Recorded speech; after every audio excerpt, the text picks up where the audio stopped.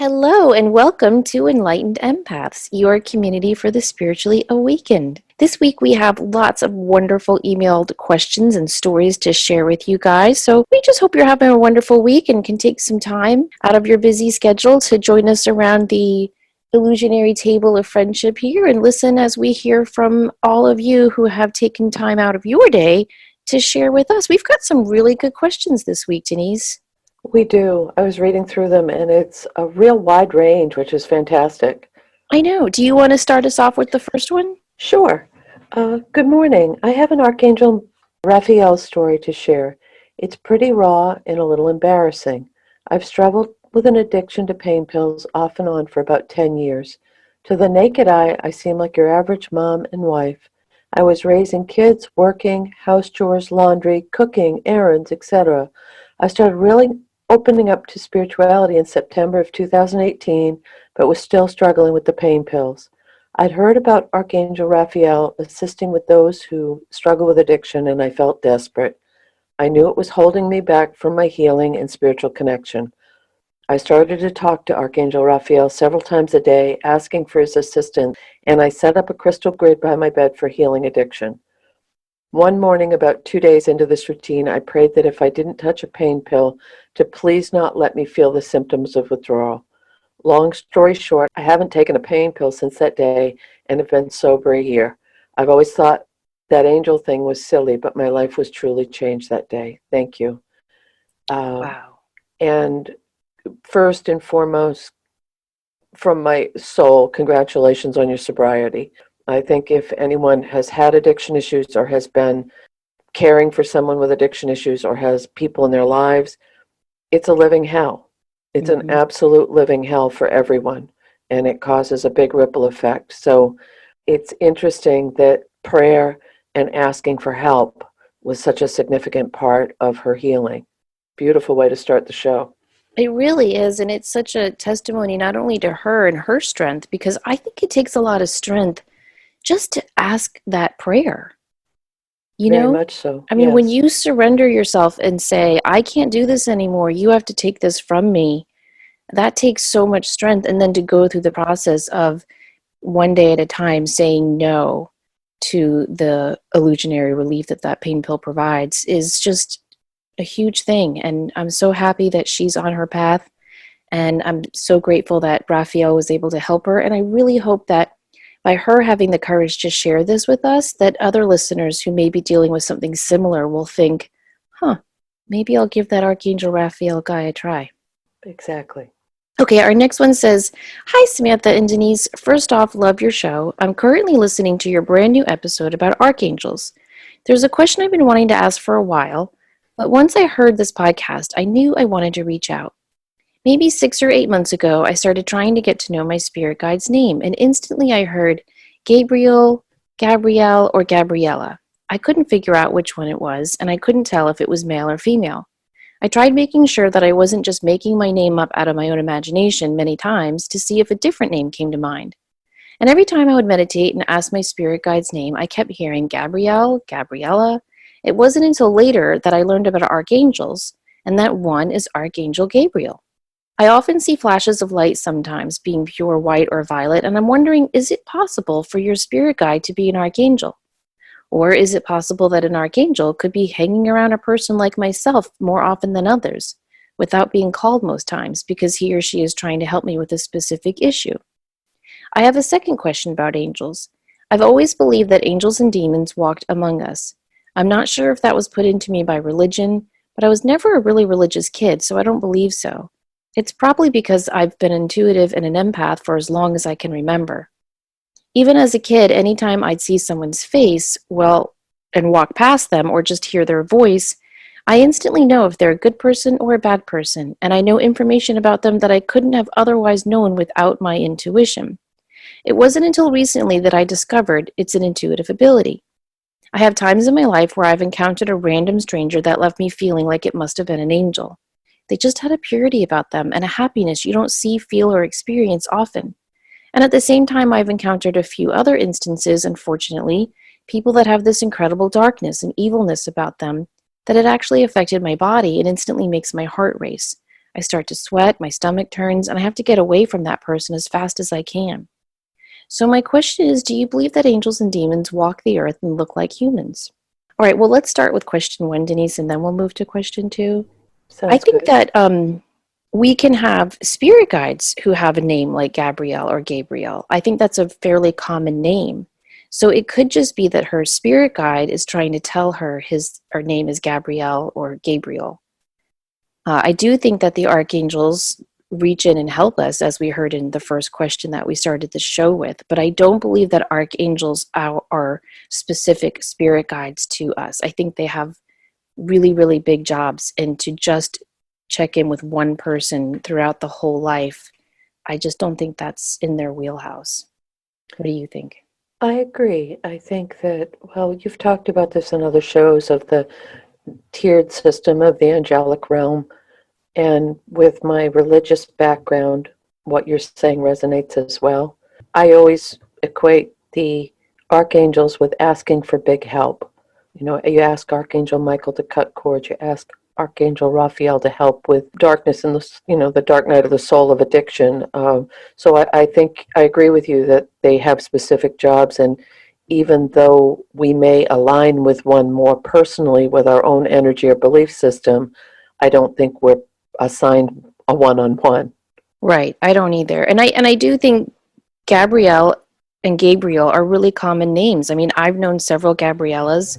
You've known Gabes. I think it could just be her spirit guide's name. Do I think angels and demons walk among us? Maybe. I'm not sure about that. I do think that there are people we would call earth angels who just have such a purity and a innocent light about them, who are just high vibrating souls that they feel like angels. And I do believe that there are some people who are so negative that they do feel evil, but I don't Right. know that they'd be demonic. Well, so we're talking about, are there other beings incarnate on the planet who aren't human beings who may be here to help? And could that be from the angelic realm? Certainly. Could it be from other, planes of existence? Probably. I think that that's one of those things that is, it's the gray area. It's the shadows. We don't really know, but I believe what resonates with you most in your heart, and if you feel that connection to the angelic realm or that protection or that, all the times, all the stories we've had, all the things we've read, we've all heard this of, someone came out of nowhere and helped me, or someone. Do I think they can pop in and out? I certainly do. Are they here all the But time? I don't know why they'd want to be, but that's just my opinion. here's the rub for me, though. I think we humans are so quick to discount ourselves, for good or bad. If you look at cultures and myths throughout ancient civilizations up to today, whenever someone does something truly evil, we always will say, oh, he was possessed, or she has a demon in her. And when humans do something miraculously wonderful and amazing, they think, oh, well, she just got a shot of adrenaline because she's a mom. That's how she was able to do that heroic feat. Or he walks in the path of Christ. That's how he was able to be so kind. I don't think we should discount us as humans. We can be angelic and we can be very, very negative. And so I think very often what we might think is a visit from an angel or something worse is really just the spectrums of humanity. That's a good way to put it. Thank you. Very interesting topic, though. Yeah. Our next one, when I heard you talk about downplaying good news when sharing it with certain people, I understood why you might advise doing that, but I also disagreed with it. Every week you end your show by telling us to share our light. We shouldn't have to dim our light just because it makes some people uncomfortable. Softening the effect that we think our good news will have on someone else is just another form of people pleasing, a habit that many of us empaths are working to break. I completely understand not sharing some news with certain people as a choice for protecting ourselves, but why do we need to take on the responsibility of protecting someone else from feeling triggered about a success in our own lives? Samantha's example of how she shared her exciting news about getting an agent with a writing friend was, I think, a good example of an exception to this. But even then, she didn't downplay it. She just gave her friend encouragement and assured her that she was still there to support her. As a community of empaths, let's support each other in being brave enough to truly let our light shine, rather than give advice on how to make other people feel better. We're already pretty good at that. And this goes along with what I say to a lot of people, and what I truly believe is anything that I can do to raise my vibration and help someone else raise theirs is truly going to cause a ripple effect that's going to help with the healing we all need as people, but also that the planet needs right now. My personal take on this is, having been so highly sensitive my entire life, it's hard for me to cause any kind of pain for someone else. And I'm not saying to downplay what's going well in our lives, but not at the cost of someone else feeling bad. So I Right. guess I am a people pleaser. No, you're not, Denise. I think it's all context. Yeah. It really is. If someone comes to you and they're like, I just had the crappiest day and I feel like shit about myself because A, B, and C is going on. And then they pause and say, well, enough about me. How are you? And you start in with how fantastic and amazing and splendicious your life is going. I don't know that that's the right context to share that. I agree. And so I think it's just, yeah, we should share our good news and we should be proud of ourselves. And I do think empaths need to work on that, on reveling in our own light. But I do agree that it has to be in the right context. And I also do absolutely love what she said about, do whatever you can to raise your light, to shine your light, to share your light. I think that is beautiful, beautiful advice for all of us to take right now. I agree. Okay, our next one says, hello, I recently discovered your podcast and I'm really loving all the information. Well, thank you. I was wondering if you had any suggestions about my work. I am a 911 dispatcher. Well, God bless you. I think that would be such a hard job, Denise. Oh, very much so, yes. An average day is filled with accidents, crises, several police vans chattering away, sirens going off, and trying to keep up with about 15 things happening at once. On top of that, I have some really toxic coworkers who are negative, cliquish, and gossipy, as if our job isn't hard enough. I love my job. I love being there for people, anticipating the needs of my units out in the field, especially since I have health issues now that make working on patient care really difficult. But how can I protect myself from all the emotional AK-47s going off around me, from callers, the general environment with noise pollution, and my junior high coworkers? Junior high coworkers. I like that phrase. Okay, well, first of all, I just want to say we should all include 911 dispatchers in our prayers. Like whenever we pray for first responders, I don't know about you, Denise, but anytime I hear a siren or an ambulance, I always pause in whatever I'm doing, driving in the car, to just send out a Hail Mary to them. I always make the sign of the cross. Yeah. Always. And I Always, think we always. need to include the dispatchers in there too, because it is such a stressful job and they rarely get the credit they deserve. If you listen to some of their recorded calls, if you watch crime news shows, you'll hear how calm they are through it all. And I don't know how they do that. One thing I would suggest is having completely separate worlds in your life. Now, I only say that as the former wife of a police officer for 20 years. And I mean, it is miraculous what these people can do. Mike would be sitting at a restaurant with 3 little kids and me, and he'd be in uniform because he'd meet us for dinner when he worked night shift. And he'd have the radio, you know how it's pinned to like their lapel or shoulder thing. And he'd be carrying on a full conversation with us, catching the pacifier as it fell midair. And then I'd see him dip his chin to the shoulder and answer a call. And then he'd stand up and go, all right, there's a blah, blah, blah, letter on this address. I got to go. Love you guys. Bye. And I don't know how he was able to hear the radio, talk to me, and interact with the kids. It's something that all those people can do, and it's why I applaud all of them. However, when he would come home from work, to my chagrin, he wouldn't talk about work. That was in the police car.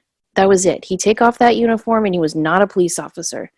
And I think that saved him. I think that's what made him such a strong, great police officer. And I think anyone who works in a stressful job needs to do that to some degree as well. I don't think it has to be that black and white. But to have that ability to just say, I'm going to leave that there and do something completely distracting and different from what you're dealing with at work, whether it's playing with your kids or going to play golf or going for a run or just sitting down and vegging a stupid reality show, but just taking a complete break every single day within your day from the chaos you deal with, I think would be my first advice. My second tip, I think could help possibly, is really studying psychic protection shields and playing around with ones that work best for you. I have found that when I'm around junior high coworkers, putting the mirror shield around me where I just deflect all their stuff back to them helps me a lot.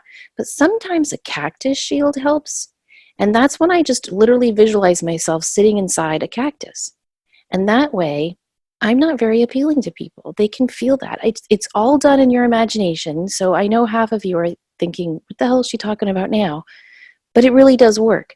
If you just visualize a cactus shield around you, people respond and they'll kind of back off. And sometimes at work, in these situations, that's exactly what you need, is for people to just back off. I'd also recommend that she carry really good grounding protective stones like black kyanite or numite or shungite, or get a big chunk of black tourmaline and just keep it on her desk right by all those calls coming in. What do you think? I love all of your suggestions, and a really easy, practical thing to do that I have done many times, and it's going to sound a little silly. When you get home, change your clothes. Change out of your work clothes and change into something that signals your brain and your life, oh, I'm not at work right now. Or it can be you change your shoes or you take your shoes off for you, but do something physical with your body to mark that transition. And it sounds silly, but it really does work. And it lifts your energy because it's like, oh, okay, now it's time to be home, or it's time to go for my run, or it's time to go to the gym, or it's time to play with the kids. But doing something physical with your attire, it really does help shift things for you. I agree. And if she doesn't mind being the weirdo at work, she could try the rice technique. I'm telling you this, I have done this when I was at the community college. And, yeah, people thought I was weird. I'd say Mercury's no longer retrograde, and they'd think, what are you talking about? But here's something she could do. You just take 2 glass jars, like a mason jar would be fine, and you fill them with rice and a little bit of water. And on one jar, you write bad thoughts. And on the other jar, you write good thoughts. And you just sit them up there. And anytime someone is gossiping or complaining, you kind of like nudge the bad thought jar towards them. And anytime someone is talking lovely or saying, gosh, I just had the nicest caller, you nudge the good jar towards them. Wait about a week, sometimes 2 weeks. Denise, have you done this? It's crazy. No. Weird, funky stuff will grow in the bad jar. Ooh. Yeah. I did this at my house too, when my kids got into middle school and were actually junior highs. This is when my older 2 were, and they would come home every single day complaining nonstop. I took out my 2 jars and I labeled it, and every time they'd complain, I'd say, hold this jar, and I'd have them hold the bad jar. And about 10 days later, I took pictures of it. I posted it on the Psychic Teachers page this was a long time, maybe 5 years ago. But funky, weird, black stuff grew in the bad jar. And it might be a neat way for her fellow dispatchers to see that this is actual energy, even though it's invisible to us. It's actually, if it can affect rice and water, and we're mainly water, it might help some of those gossipy coworkers to realize what the effect of their energy is. And if that's too weird, another weird thing is you could take a yellow lemon and just stick it in the office. Have you heard of that's an old metaphysical trick? And if the lemon turns weird in different colors, it shows that there's negativity in the room. Those are all great, great suggestions. Thank you. Our next one. Hi, Samantha and Denise. Huge fan and loyal listener. How far back do our ancestors on the other side go? Do they eventually move on beyond that realm, or do we have like prehistoric ancestors watching over us? I'm just curious if there's a limit to the times you're reincarnated and what has happened to the souls of cave people and earlier beings. Thanks so much. As a medium, the furthest I've ever gone back is great-great-greats. And so that would be X amount of generations. I've connected with family lineage back to, say, 1600s, 1700s, very, very, very rarely. I've never gone back any further than that.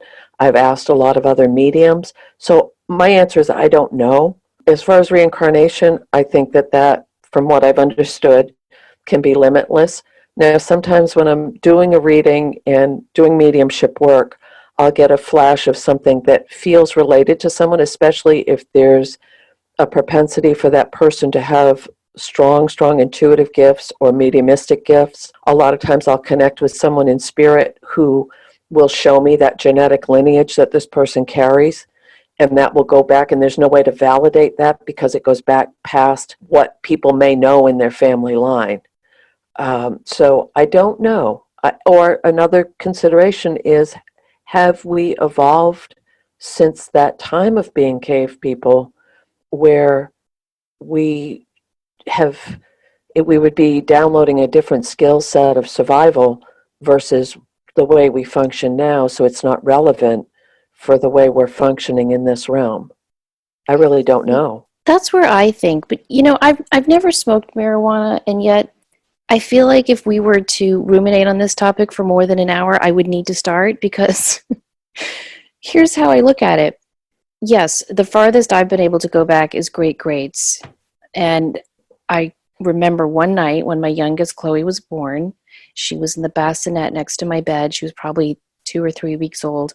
I woke up in the middle of the night, as you do with the new mom, and she was sleeping peacefully, but there was this short little man leaning over her bassinet, singing an Irish lullaby to her. And I knew it was Gaelic because I had heard Gaelic before. And I sat up in bed and I looked at him, and he looked at me and made the shh sound, symbol with his finger, and then he disappeared.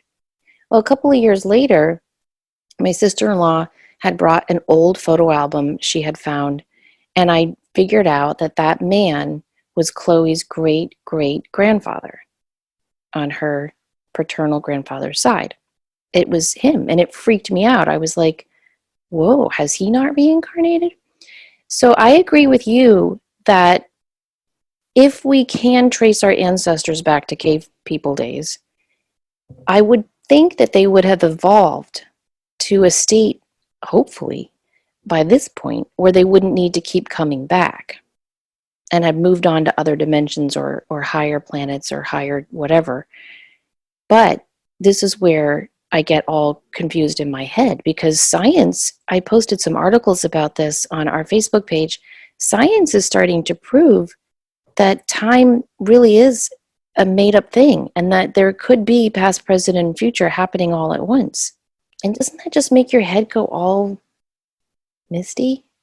It does, and that's been, just a very simplistic example of that is Eckhart Tolle and The Power of Now, is that everything's happening in this moment, in multiple dimensions, that all our lifetimes are running simultaneously. And it makes a kind of sense, not to go, we could go way down the rabbit hole with this one, but why can intuitives and psychics so clearly pick up on things that haven't happened yet? We're tapping into something, right, that is not concrete, but is existent somewhere. Right. Because we're picking up the energy of something. It's not just click your heels together 3 times and wishful thinking. So I find that topic absolutely incredibly fascinating. But yes, it does get your head whirling around a little bit when you think about it. Gordon Smith, I think, gave the best explanation that I've heard on this whole reincarnation thing and our loved ones being in heaven. He said, think of it like a DVD that you make copies of. The original DVD stays in heaven, and then the copies come back for reincarnations. So if you are praying or talking to or asking for your grandfather to help you, and you're worried that he's reincarnated, don't worry about it, because an aspect of your grandfather is in heaven, and maybe an aspect of him has reincarnated. And if you believe in the concept of a higher self, that there is an oversoul, that there is a higher version of us that always stays on the other side, I think that kind of makes sense too. Our next one says, hello, I just finished listening to your February 3rd podcast about epigenetics, and I just want to say, wow, that was fascinating and unfortunately for me, a little too accurate. But I'm feeling empowered by what I learned and can't thank you enough for the information. I actually have something else I wanted to ask you about being an empath. For the last 2 years, I've been struggling with my coworkers and really not getting along with a few of them, to the point my one team member and I fight almost constantly. I recently took a Reiki 1 class and have been performing self Reiki for about 3 weeks. I've noticed I'm more upbeat and not stressing out about work as much or as often. I've had a couple of people say to me that even if I'm quiet and not talking with anyone in the office, they can sense my mood. My husband has also mentioned that he can almost smell my mood before I walk in the front door. Is it possible for me as an empath to project my energy without meaning to? I think the Reiki is helping, but I don't like the fact that I feel completely neutral, yet people may think I'm in a negative mood. Just some help navigating this crazy empath world would help. Thank you. I'm so very glad I found your podcast and feel comfortable asking you. You guys are the best. Okay, well, I don't know if it's the fact that she's an empath that she's projecting this, or if it's the Reiki, or a combination of everything.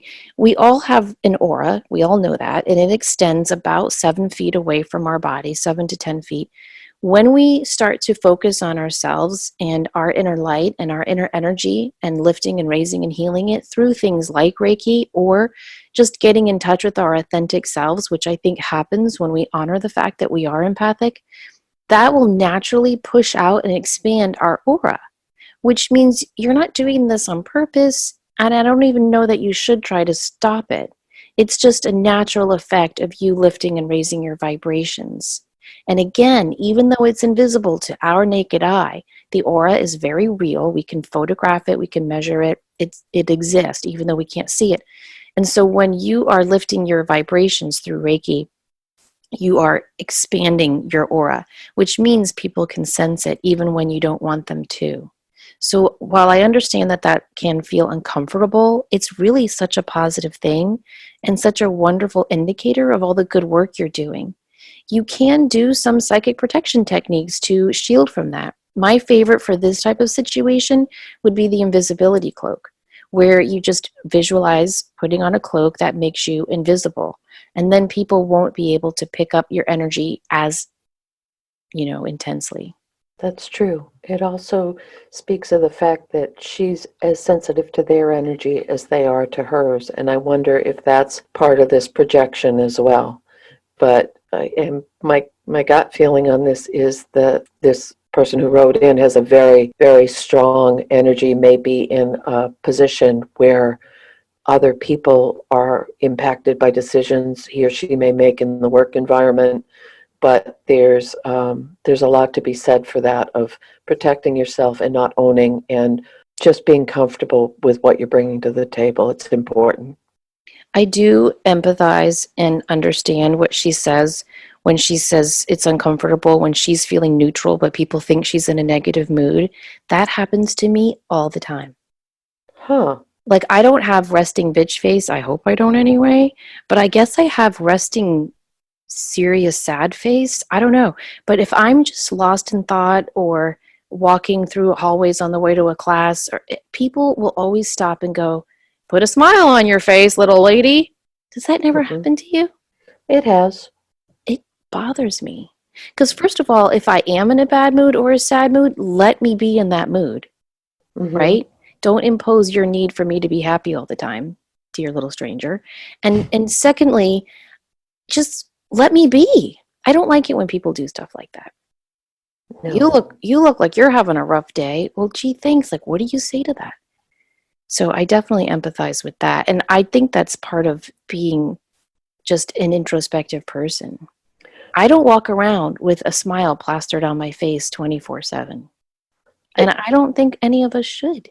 No, and it goes back to how much of your personal world do you want to share. If you're going through a lot and that's what people are picking up on, you could be brutally honest and say, yes, this is going on in my life because XYZ, and that's going to make it really, really uncomfortable. So there's a very, very fine line with how much do we want to share and let people in on, and how much do we need to kind of heal ourselves and protect ourselves to get through a situation without other people's comments. But a lot of times I'm feeling just fine, neutral, like she said, but I'm just not walking around with a perma smile. And people will say stuff like, Why so glum? No, and then I have to explain myself. No, I'm not. I was just thinking about the state of the world. Which can be a little bit glum at times recently, but True, true, true. oh, our next one. Hi, ladies. I recently found your podcast around Christmas, and I must say I absolutely love it. I love your dynamic with each other, and I love your message. I've always been able to feel things without being able to explain them, ever since I was a little girl, and more so recently. I'm wondering if it's possible to feel someone's sadness from thousands of miles away. I was feeling very sad yesterday, and I questioned if it was my sadness and came to the conclusion that it wasn't. I realized that my oldest friend in the world who lives on the other side of the country, and I reached out to my oldest friend in the world who lives on the other side of the country and explained that I was feeling that someone in my circle was extremely sad. She was surprised and told me it was her and questioned how I could tune into her sadness from such a distance away. I don't know how to explain it, but felt you could relate. Thanks for listening. Spot on, yeah. That happens all the time. Where you pick up on someone, you get a flash of them, that's being empathic, it's being intuitive, it's having strong connections with people. The fact that she's very close to this person, they have a positive chord. Everyone talks about negative chords getting chorded, but you can have beautiful, beautiful energy chords with people that you love and care about. And that's going to cause that reciprocity of energy back and forth. There is no distance in energy. This is why studying sacred geometry can be so eye-opening. The foundations of nature are based on the flower of life, which is based on the circle, which is designed, I think, to teach us that we are all connected. And there is no distance that separates us. That's all an illusion. And that's one good thing about technology, is that it's shown that to us.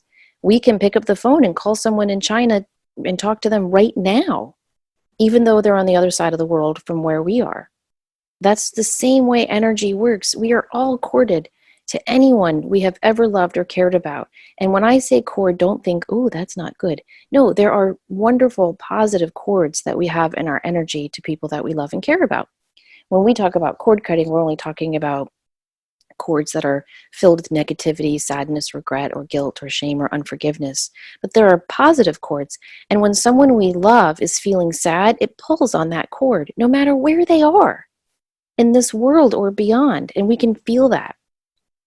And it works in the positive way too. Sometimes you'll get a really happy feeling, and it's someone in your life who may be right next to you, the other side of the world, or on the other side. And you suddenly feel really happy, and it could just be them feeling happiness and pulling on that cord. Okay, should we take a quick break and tell people about who we are? Sure. Okay, just to remind everyone, I'm Samantha Fay. This is Denise Correll. Don't forget to check us out on our Facebook page, Enlightened Empaths, because we love hearing from you guys that way. And speaking of, I will read our next question. Sounds good. So yesterday afternoon during my son's nap, I was thinking of my aunt, and while texting my cousins, her children, I was reminiscing about holidays at her house as kids and feeling a bit sad. Out of nowhere, this toy caterpillar in my son's room started playing It's a Small World. I looked in the monitor, he was asleep, and the caterpillar was on his bookshelf across the room. A few minutes passed, and it played again. So I went in to take it out as not to wake him. It does not have a replaceable battery. It's one of those toys you just have to squeeze to play music. There's no on or off switch. I texted my sister, who was, quote, weird like me, and I said, I think Aunt Mo is coming through on this stuffed caterpillar. We were having a good laugh about it when it played again. I did this for about an hour, on and off, without me touching the caterpillar. Finally, it played itself in a continuous loop for about a minute, stopped, and has not played itself since. It still works if I squeeze it. Now, it could be some faulty wires, as my sensible husband thinks, but you know what I think? I think she came to say goodbye, and she finally got to see her nephew. I thanked her for visiting us. I'm so grateful that she gave me this sign. I thought you'd enjoy this story. Because of what you ladies are teaching, I didn't doubt myself. I wasn't even the slightest bit freaked out. Thanks again for all you do, your faithful listener, Megan. I love that email. And it's another example of how people in spirit will find a way to let us know. I personally think that it was very much so her aunt. I have no doubt. and just the way that she came through and the connection with the family. And it's a beautiful, beautiful, uplifting little story. Yeah, and again, context, because if she was just sitting there enjoying a brief respite while her new son took a nap and the caterpillar went off, and then she connected this dot, maybe it's my aunt, I'd be like, yeah, maybe. But the fact that she was sitting there thinking about her aunt and texting her cousins as they were reminiscing about all the holidays at her house, and then that happened, come on, Right. that's a hello from heaven. Mm-hmm. Thank you so much, Megan, for sharing that. I love those stories. Yes. Our next little brief comment, just wanted to compliment you both on the podcast, especially Empaths and Anxiety and TV shows you can't watch. My family has always teased me kindly and warned me not to watch. It didn't occur to me that it was related to being an empath, which I definitely relate to. Thanks for all the good learnings, Linda. As you become more sensitive, because I do think that this is something that progresses and gets more as we become more comfortable with it, being able to set those boundaries and not make excuses for not wanting to listen to harsh stuff or watch news that unsettles you or watch TV shows that stick with you. Be brave, you'll get through it. But don't try to make excuses for not wanting to be that. And I do it is interesting that it's getting even more pronounced as time goes on. You know, though, I wonder if it's becoming more or if it's becoming less. What I mean by that is, I think when we are empaths and we don't know it, we tend to put on layers of protection. Picture like an extra winter coat, so that when we sit down with the family to watch a reality show where they're all screaming and yelling at each other, or we sit down with friends to watch a horror movie or a crime show, we're just putting on more layers of protection and pushing down our empathy that's screaming, this does not feel good.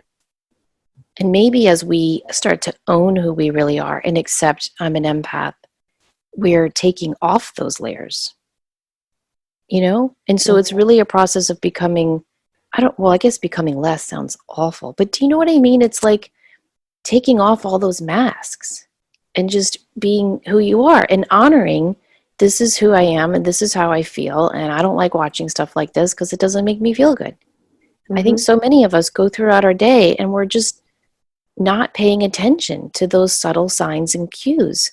And when we start to wake up and go, oh, wait, everything is energy, I'm energy, this energy on this TV show is not making me feel good, then we can pull off another mask or another winter coat of protection. And that's when our light really shines. Our next one says, your show has been instrumental to my healing journey and I can't thank you enough. Sometimes I worry when I have a negative feeling or vibe from someone, especially someone I might have just met, that I'm being too judgmental. And since I wear my heart on my sleeve, I come across that way. I tend to shut down, become markedly aloof, and I'm worried my behavior is hurting these people. Last night, I was out at a local bar with my husband and another couple seeing our friend's band play. I should add that I happen to be a musician too and have humbly received some notoriety on our local scene. Anyways, this guy whom I met in passing at my last performance happened to be there and he really creeped me out. He gave me a hug, which I did not really welcome, seeing as I only met the guy once, and he held the embrace just a little too long for comfort. I also started feeling extremely nauseous out of nowhere as he continued to talk to me. My husband was close by, but didn't think I was in any kind of trouble because aside from the hug, this guy really wasn't doing anything inappropriate. He asked me about my music, and as I gave dismissive one-word answers, hoping he would leave me alone, I continued to feel more and more sick, nauseous, and lightheaded. I told my husband I didn't feel well and I needed to go outside. At this point, I felt like I was actually about to throw up, so I practically ran outside the bar and told my husband everything. Now, my husband supports me 100%, but is still learning about this empath stuff and sometimes accuses me of overreacting and attributes this bad feeling to anxiety, which I do struggle with. After a few minutes, I felt better and decided I could go back in. The guy came up to us and apologized for making me feel uncomfortable, to which I lied and told him he wasn't. Then he insisted that I acted really uncomfortable when he was talking to me and that all he was doing was talking to me, so I needn't worry. At this point, I'm so embarrassed, and the same sick feeling starts to come back. Okay, do you see the pattern that this guy does? He makes her uncomfortable, then he makes her uncomfortable for feeling uncomfortable. Mm-hmm. I try to brush it off and apologize to him, saying I'm just really tired and out of it. Thank God we ended up leaving the bar shortly after. I asked my girlfriend who was performing that night and my other girlfriend who was with us what they thought of the guy, and they both felt he was harmless. So, am I crazy? Is this just some lonely man who was innocently looking to make small talk with me and support my music, and I came across as some priss who was too good to talk to him? Or was my intuition really trying to tell me to stay the hell away from this guy? If someone gives you a sick feeling, does that mean they are really a bad person, or could they just be struggling themselves with anxiety and depression, and you could be picking up on their imbalances? I keep replaying this in my head, and I was hoping you could offer some insight. Well, I read this email and responded to her, Denise, and I'd love to hear your feedback too, but I told her no, she is not crazy, and that we need to trust those feelings. When you're around someone who is sad and depressed and anxious, and you're an empath, typically you'll feel sad, depressed, and anxious. But when you're around someone who is hiding the inner creep and you feel nauseous and lightheaded and almost claustrophobic, like you have to get out there, that is your intuition, your sixth sense telling you, hello, this is a survival skill we learned back in the caveman days that we were just talking about, and you need to listen to this. And so I recommended that she read a book written in the 90s by Gavin de Becker called The Gift of Fear. And it's all about how, women especially need to listen to that voice. And he writes in there how culture has kind of beat that inner voice of truth out of us by telling little girls to be nice. And when boys creep you out, it's just, oh, boys will be boys. And so the whole book is about honoring that gift of fear and listening to that intuition. And if someone creeps you out, there's a reason. I feel very strongly about that. Yes, I truly believe you should always honor that, because even if everyone else isn't feeling it and you are, there's a strong, strong reason it's resonating with your energy that way. And if someone is anxious or depressed, it's going to feel different. You're going to feel anxious, you're going to feel depressed. And as empaths, that's as we fine tune this more and more, we are able to differentiate between, is this mine, is this yours? And I think that that's a really, really important skill to work on for all of us. And I'm certainly not even remotely close to being able to do that on a regular basis. I don't think any of us are, because there's always that person that presents one way and then we find out later on there's someone else. I think the fact that she had these red flags, I agree, that's instinctual. That's your intuitiveness. That's either that or that person's energy is triggering something else that she's remembering from a similar energy from someone else. And I know that sounds a little twisted, but a lot of times if you meet someone and then you find out later on that they have similar tendencies or patterns or whatever to someone else that you've had a situation with, that can feel very similar. But I agree 100%. Trust your gut. It doesn't matter what anyone else says. If it feels off to you, it's off. And no, not crazy at all. Amen. End of story. Listen to your gut. Yes. Okay, I think we have time for one more. Okay, perfect. Hello. I first wanted to thank you all for the work you put into each podcast episode. I've learned so much and look forward to each one. I recently listened to your episode on archangels and enjoyed it greatly. I listened to another podcast, Mediums in Action, several weeks ago, and they're saying that we can't communicate directly to angels, especially the archangels, unless we follow very specific criteria that no one has been able to do. So I'm confused because all that you've said and research doesn't support their view, and they state their view is based off research as well. I'm more convinced that as spiritual beings we can communicate with them, and that there are many people that do. Is there a resource where I could learn more about this that you consider to be a valid place to gain more clarity? Thank you for your time and any help with this. My personal way of looking at this is that we can all connect with angels. I mean, I believe that on an energetic level. We can research. You can always find a pro and a con for any belief you have that will validate how you see it. I'm not discounting what the other podcast said in any way at all, but I don't, my own personal way of looking at this is that angels, and this is a little religious, but it's what I truly believe, angels are a gift from God to help us while we're here, and they're here to help us, and they're always there listening and ready. So I don't think I should have to go through any specific. For me, it's a very telepathic, heartfelt connection with the angelic realm. I agree. And, maybe they were talking about John Dee and his psychic friend Ed. Oh, I'm going to forget his last name. But anyway, Queen Elizabeth the First astrologer, John Dee, tried very hard to connect with the archangels, and together they were able to channel the Enochian angelic alphabet. So maybe they were talking about connecting with the archangels in terms of magical stuff, because that has been very hard to prove. But I think there's so much evidence all around us in books throughout. I mean, when she said, "Could you recommend a resource?" I was like 100, because there's so many books written on people who have been helped by angelic intervention. So I just think the proof is in the pudding. I've had my own experiences with angels and archangels. You have. Our first listener did. Several other listeners have written in. I just think they are here to help us. And it's not, I think we as humans, we have to categorize everything. We have to put everything into a hierarchy. And so, yeah, we humans have impressed this hierarchy of the angels onto a system just to help us understand it. There's no way that Archangel Raphael is up there going, "Excuse me, little one, asking for a healing. I am an archangel. Who do you Mhm. think you're talking to?" No. If you pray in sincerity and you ask and you surrender with all of your heart for help and assistance, it will be answered. There's no special process or magical words you have to say.